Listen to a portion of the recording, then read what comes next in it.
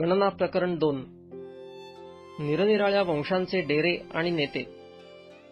परमेश्वराने मोशे व अहरोन यांना सांगितले, दर्शन मंडपाच्या प्रत्येक बाजूच्या समोर व त्याच्या सभोवती इस्रायल लोकांनी आपापल्या निशाणापाशी व आपापल्या वाडवडिलांच्या घराण्याच्या ध्वजेपाशी आपले डेरे द्यावे.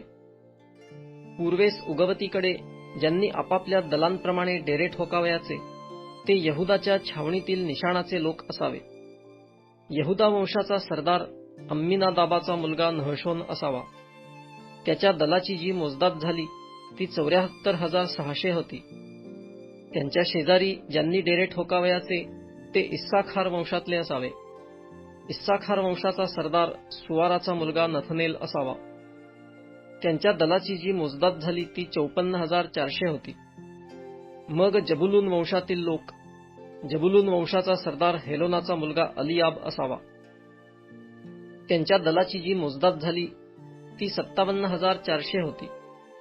ह्या प्रकारे यहुदा वंशाच्या छावणीत त्यांच्या त्यांच्या दलांप्रमाणे त्या सर्वांची जी मोजदाद झाली ती 1,86,400 होती.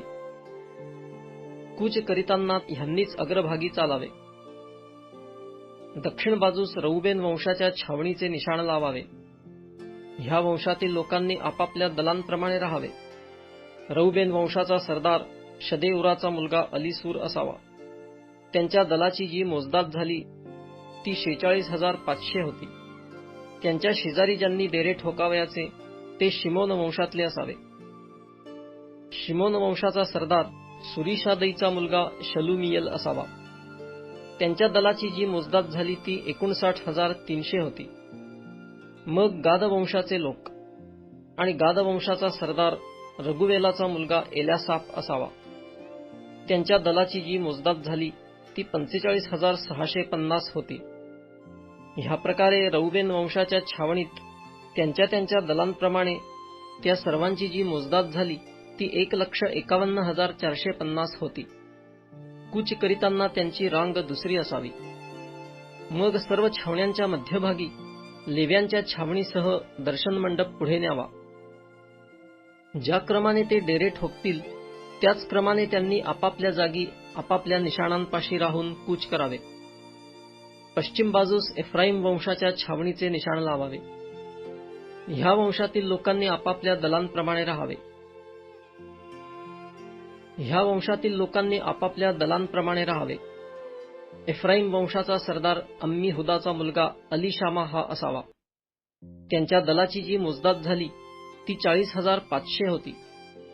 त्यांच्या शेजारी मनश्शे वंशाचे डेरे ठोकावे. आणि मनश्शे वंशाचा सरदार पदासुराचा मुलगा गमलिएल हा असावा. त्यांच्या दलाची जी मोजदाद झाली ती 32,200 होती. मग बन्यामीन वंशाचे लोक. बन्यामीन वंशाचा सरदार गिदोनीचा मुलगा अबिदान हा असावा.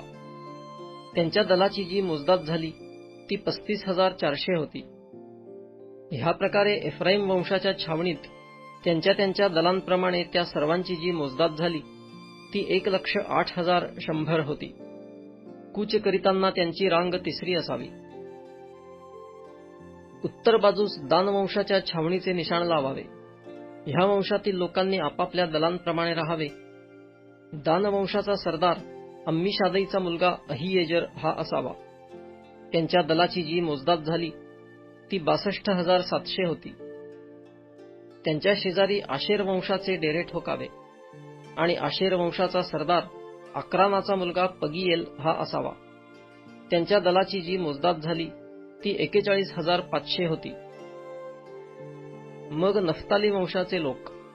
नफ्ताली वंशाचा सरदार एनानाचा मुलगा अहिरा हा असावा.